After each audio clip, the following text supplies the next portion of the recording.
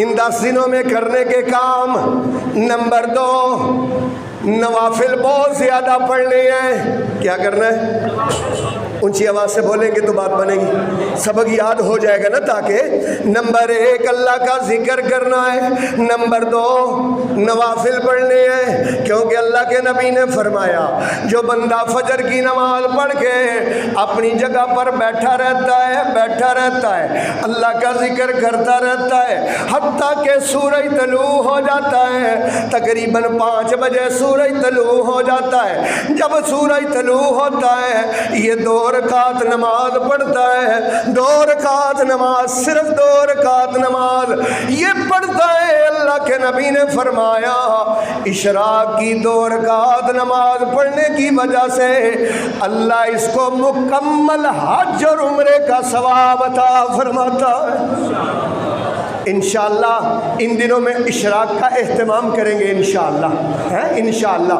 اور نبی پاک نے فرمایا جو بندہ 12 رکعت پڑھے دن اور رات میں، او بھابیو سنو، فرض پڑھ کے تے بھجن والےو، اللہ کے نبی نے فرمایا جو بندہ دن اور رات میں 12 رکعت پڑھتا ہے، کتنی رکعتیں؟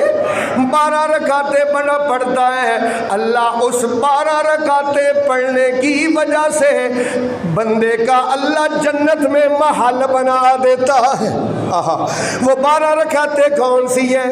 2 فجر کی سنتیں، 4 ظہر سے پہلے سنتیں، کتنی ہو گئی ہیں؟ 6، 2 ظہر کے بعد سنتیں 8، 2 مغرب کے بعد سنتیں 10، اور 2 عشاء کے بعد سنتیں 12۔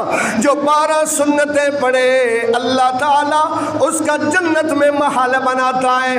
اور پھر اللہ اکبر نوافل کی بات آئے تو سب سے افضل نفل، سب سے اعلیٰ نفل وہ تہجد کے نفل ہیں۔ اللہ جس کو توفیق دے انشاءاللہ تہجد کا ٹائم عشاء کے فوراً بعد شروع ہو جاتا ہے۔ کب شروع ہوتا ہے؟ عشاء کے فوراً بعد۔ ہمارے لوگ پتہ کیا سمجھتے ہیں کہ شاید فجر کی اذان سے پہلے تہجد ہے، نہیں بھائی، عشاء کے بعد تہجد کا ٹائم شروع ہو گیا ہے۔ ایک بندہ اپنے کام کاج سے فارغ ہو گیا، عشاء کی نماز پڑھ لی ہے، 11 بج گئے ہیں، 12 بج گئے ہیں، اب وہ کیا کرے؟ تہجد پڑھے۔ کیا کرے؟ 11 بجے تہجد پڑھ لے، 10 بجے تہجد پڑھ لے بھائی، تہجد پڑھ کے نفل پہ وتر پڑھ کے سو جائے، کیونکہ یہ اتنا عظیم عمل ہے، اتنا عظیم عمل ہے، اتنا عظیم عمل ہے کہ نبی پاک نے فرمایا علیکم بقیام اللیل فإنہ دعب الصالحین قبلکم۔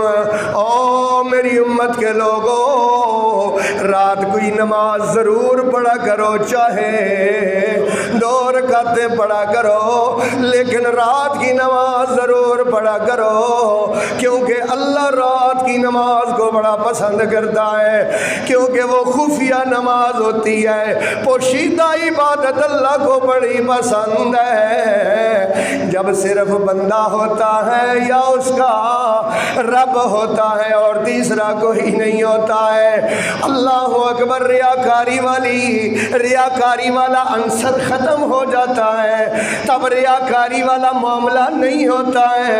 لیکن افسوس مجھے ان لوگوں پہ ہوتا ہے جو رات کو تہجد تو پڑھتے ہیں، صبح پھر آ کے پتہ ہمیں کیا کہتے ہیں؟ قاری صاحب میری تو 2:30 بجے اکھ کھل گئی سی تے میں تے پڑھن لگ پیا سا، تے پر اج میں ویکھیا کہ اذان بڑی لیٹ ہوئی۔ بتانا کیا چاہتے کہ اج میں تہجد پڑھی؟ بھائی بتانے کی ضرورت نہیں ہے، جس کے لیے پڑھی ہے اس کو پتہ ہے، اس لیے بتانے کی ضرورت نہیں ہے۔ بھائیوں ان دنوں میں انشاءاللہ تہجد کا اہتمام کریں گے، بولو انشاءاللہ، توفیق تو اللہ نے دینی ہے بھائی، انشاءاللہ تہجد کا اہتمام کریں گے، نوافل زیادہ پڑھیں گے، فائدہ کیا ہوگا؟ صحیح بخاری کی حدیث ہے، اللہ کے نبی نے فرمایا کہ اللہ فرماتے ہیں، اللہ کے نبی نے فرمایا کہ اللہ فرماتے ہیں، کیا فرماتے ہیں اللہ؟ من عاد لی ولیا فقد آذنتہ بالحرب۔ او لوگو جو میرے ولی سے دشمنی رکھے، سمجھ لو اس نے میرے اللہ کے خلاف اعلان جنگ کیا ہے۔ یا اللہ تیرا ولی کون ہے؟ اللہ کے نبی نے فرمایا، اللہ فرماتا ہے میرا ولی والی وہ ہے یتقرب الیہ بالنوافل یتقرب الیہ یتقرب الیہ. نہیں سمجھ آ رہی یار, میں بہت بڑے الفاظ کہہ رہا ہوں, حضور کے الفاظ نہیں, اللہ کے الفاظ کہہ رہا ہوں, اللہ کے.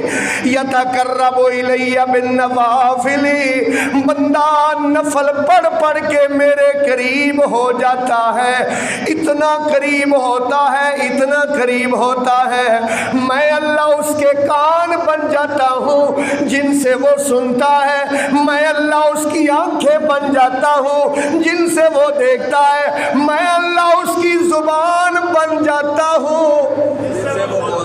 ہائے ہائے ہائے ہائے ہائے, نہیں سمجھ آئی شاید.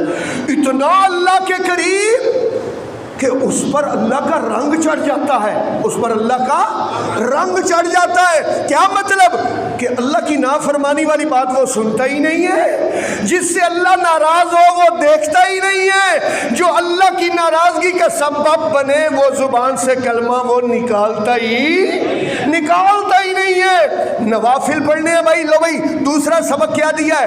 پہلا سبق دیا ہے اللہ کا ذکر کثرت سے کرنا ہے ان دنوں میں, آج سے ہی شروع کر دے. دوسرا سبق یہ دیا ہے نوافل زیادہ پڑھنے ہیں.